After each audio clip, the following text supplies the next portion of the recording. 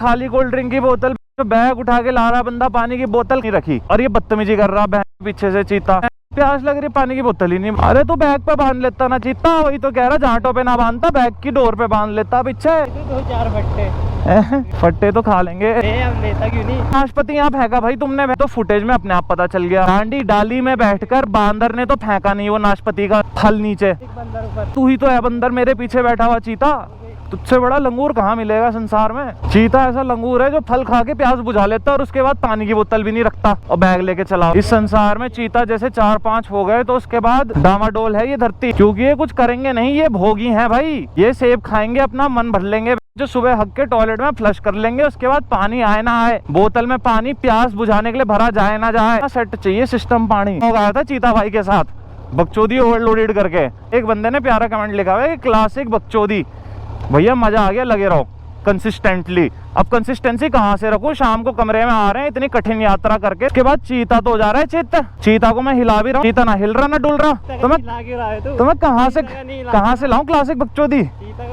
कमरे में स्थिति हो जा रही है कि अपना चेहरा ही लेना पड़ रहा है। चीता इतना मस्त सरकेज़म करता था, मस्त जोक्स करता था मेरे साथ, वो चीता तो चित्त होके गंभीर पड़ जा रहा है। उसके बाद उसकी आंखें देख के ऐसा लग रहा है कि अगर इसको ज्यादा छेड़ा तो ये कहीं चाकू छुरी ना चला दे भाई। इसलिए मैं भयभीत होके चीता के साथ पड़ जा रहा हूँ, क्योंकि मैं भी थका हुआ हूँ। चीता भाई ऑडियंस की डिमांड है, ऑडियंस की डिमांड की इज्जत करना सीखो। अगर थक जाता है बेचारा शाम को चीता भाई हमारा, हम भी थक जाते हैं, तो वो जो मस्तीखोरी वाले व्लॉग्स हैं, नोक झोंक वाले व्लॉग्स हैं, वो आ नहीं पा रहे अभी, क्योंकि चीता चिंतित है सफर की थकान से।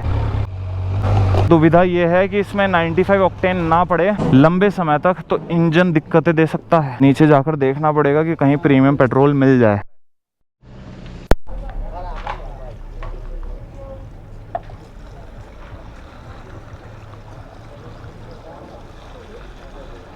पेट्रोल का टोर्नेडो भंवर। इसके बीच में जाली भी है कि कोई गंदगी वगैरह हो ना, सब इसके ऊपर ही ट्रैप हो जाए। भाई ये मस्त जुगाड़ है यार, दिमाग सही लगाया जिसने बनाया है। उसने छोटी सी जाली दे दी कि कुछ कंकड़ पत्थर हो तो पेट्रोल डालते हुए ऊपर ही आ जाए, टंकी के अंदर ना जाए, प्रवेश ना करें। आपने भिड़ाई वो विधि। एक बाइकर का दुखड़ा तो दूसरा बाइकर ही समझ सकता है, बाकी संसार में है क्या।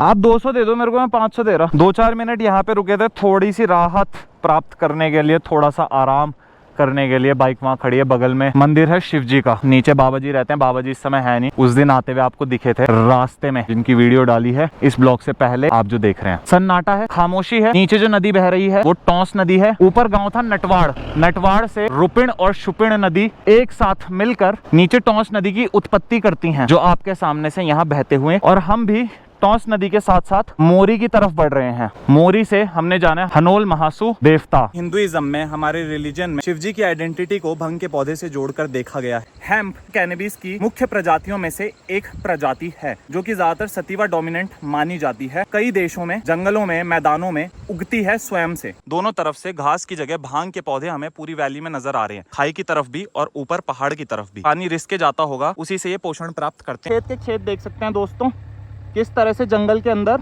ये वनस्पति, जिसे हिंदी में भांग कहा जाता है और अंग्रेजी में मैरिजुआना, अपने आप वाइल्ड में हो रही है। दिल्ली दुल्ली मुंबई में बसने का मन तो करता है। पहाड़ी बंदा 4 दिन रहेगा शहर में, पर 5वें दिन घाटी के मोड़, घाटी की हवा याद आई जाती है। वो तो सही बात। कालीकोटी से आपने घंटाघर जाना है, 25 मिनट का सफर आपका 45 मिनट एक्स्ट्रा जोड़ के चलो ट्रैफिक में जो आपने जूझना है। कम से कम पॉपुलेशन तो थोड़ी अब देहरादून की कंट्रोल करनी चाहिए भैया, क्योंकि देहरादून अब डगमगा रहा है। अब वो संभाल नहीं पा रहा है इतने लोगों को जितने उसमें आगे बस चुके हैं, है नहीं भाई। काश सिर्फ एक सेंटर पर्टिकुलर पॉइंट में नहीं होना चाहिए, ऊपर भी बसेंगे थोड़ा नीचे बसेंगे तो बैलेंस होंगी चीजें, है नहीं, संतुलित होंगी चीजें। लोग छोड़ के नहीं जाएंगे पहाड़, यहाँ भी आबाद रहेगा, हरियाली रहेगी, लोग एग्रीकल्चर करेंगे, रोजगार वगैरह संसाधन देखेंगे, और देहरादून में भी सही रहेंगे। सैंड वगैरह की तरफ भी थोड़ा कुछ हो विस्तार जरा, वो पहाड़ों की आइडेंटिटी, फिर प्रॉपर पहाड़ भी आ जाएंगे उसके पीछे, आइडेंटिटी के पीछे। मेरा है ब्रो त्रिनेत्र, स्टेज नेम। तो सचिन भाई हमें मिले थे, सचिन चौहान जी। सचिन भाई जी आप राजपूत हैं मतलब? ठीक है, हमारे राजपूत भाई हैं। और हमें मिले थे, कौन से गांव है आपका? मोरा गांव के आसपास, जहां पर हम रुके थे समोसा खाने के लिए। ठीक है सचिन भाई, मजा आया आपसे बात करके ना। आपके चेहरे की जो हंसी है उसने हमारे अंदर फिर से वादियों में घूमने की ऊर्जा जगा दी है, एनर्जी। यहाँ पे ये शॉप है गुरुजी की, जो एरिया है यहाँ पे बहुत बड़े पेड़ होते थे। किस्सा बताया मुझे कुछ समय पहले, कुछ साल पहले, वो वृक्ष दिख रहे हैं ऊपर ऊपर, छांव कर देते थे इस पूरे इलाके में। तो यहाँ पे कीचड़ रहता था, जहाँ पे इस समय आपको टाइल्स दिख रही है, मटमैला और गीला रहता था हमेशा। नीचे की तरफ जो सरफेस है ना, जो जमीन है, ये सब कुछ नहीं था। जैसे स्रोत बने हुए दिख रहे हैं आपको, पानी के स्रोत बने हुए हैं, और पीछे ये जो टाइल्स मार्बल का काम हो रखा है पूरा, धारा को किस तरह से आगे डायरेक्शन देके आगे लकड़ी का मुंह बना रखा है जहाँ से धारा निकल रही है बहते हुए। ये सब काम जो अधिकारी वगैरह लोग थे वो भी आते थे खाने के लिए, यहाँ पे आराम करने के लिए। तो गुरुजी की बातचीत थी, तो थोड़ा बहुत उन्होंने बोला कि इस जगह पर इस तरह की व्यवस्था हो जाए तो बहुत बढ़िया रहेगा। उसके बाद ये सारा इधर पे काम हुआ, पानी का, जल का, ये नीचे टाइल्स जो आप देख रहे हैं बिछी हुई, ये 1-1.5 घंटा हम 2 घंटा यहाँ बैठे, तो आराम इतना है, सुकून इतना है, बगल से पानी पीजिए। गुरुजी के पास खाना खा सकते हैं, ब्रेड पकोड़े, समोसे से लेके कड़ी चावल से लेके भिन्न भिन्न चीजें आपको मिलेंगी, और बिल्कुल शुद्ध शाकाहारी खाना। ये रहेगा नजारा जी। कुछ दूर से हम आ रहे हैं, वहां से आते हुए हमें ऐसे स्रोत तो बहुत दिखे, पर वहां पर ऐसे ठैया नहीं दिखी कहीं पे जहाँ पे आराम करके आदमी बैठकर कुछ खा सके, शुद्ध जल शुद्ध हवा का आनंद ले सके। मार्ग थे चलते हुए, बीच में रुकने के लिए कोई वैसा स्थान नहीं था भोजन करने के लिए भी जहाँ पे मिल जाए और थोड़ा बैठने का। तो दोस्त, हनोल महासू पहुंचने वाले हैं। 4 किलोमीटर लगभग दूर होंगे हम महासू मेन टेम्पल से, इस रोड से आगे। यहाँ पे दिखे बहुत सारे हेम्प के प्लांट्स भाई, पूरा यहाँ पे वैली में हेम्प ही हेम्प हो रखी है, और ये सब वाइल्ड है। 1, 2, 3 किलोमीटर आगे तक ये ऐसे ही फैले हुए हैं जंगल। वाइल्ड में, विल्डरनेस में, प्रकृति में अपने आप हो रहे हैं, उग रहे हैं, और उसके बाद फिर अपने आप सीजन ऑफ होते थे, समाप्त हो जाते हैं। अलग ही नज़ारा है दोस्तों। कहाँ पे है इस समय देखो भाई।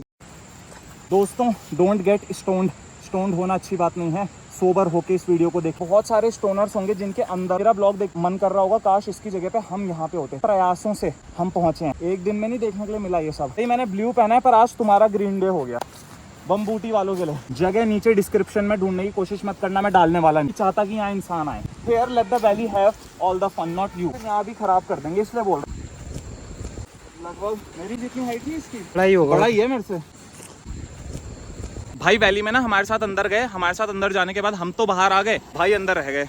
अब पता नहीं भाई कहीं हाथ में कुछ उतार तो नहीं रहे हैं वैली में, पर पता नहीं, ऐसे नहीं बोलना चाहिए भाई, पता नहीं भाई क्या करने गए होंगे अंदर। बस ये कहना चाहूँगा, ये हेम्प जितना भी है ना गाइज, ये वैली में ऐसे ही रहे, वैली से बाहर नहीं जाना चाहिए, और ये वीडियो वायरल नहीं होनी चाहिए। अगर ये वीडियो वायरल होगी तो ये सब लोगों को पता चल जाएगा कि प्रकृति भी अपने आप में बहुत खतरनाक है ब्रो। सब कुछ उगता है प्रकृति में नेचुरली, विदाउट छेड़छाड़। हम ना भी उगाएं, हम ना भी छेड़छाड़ करें। मैंने एक न्यूज सुनी थी, हिमाचल में ना, हिमाचल पुलिस सोशल वर्क वगैरह करते हैं, ये हर साल की जाकर पहाड़ों में ऊपर जो जंगली हेम्प भंग हो रही है उसको काटने के लिए, साफ करने के लिए, ताकि उसका गलत उपयोग ना किया जाए। रेजिन निकाल के, आपको पता है क्या क्या बनता है रेजिन से, बर्ड से, बहुत कुछ। तो वो सारी चीजें सोशल वर्कर्स जाकर खुद कंट्रीब्यूट करते हैं अपने अपने गाँव में, जो ये जंगली घास हो रही है, हेम्प जिसे कहा जाता है, और कंट्रोवर्शियली मैरिजुआना, इसको क्लीन करने के लिए। और यहाँ ये इतनी बहुतायत में है, हजारों लाखों की संख्या में पेड़ यहाँ पर उग रहे हैं। और फॉरेस्ट में घुस के कौन पेड़ काट सकता है दोस्त? तो ये फॉरेस्ट रीजन है, इस वजह से इधर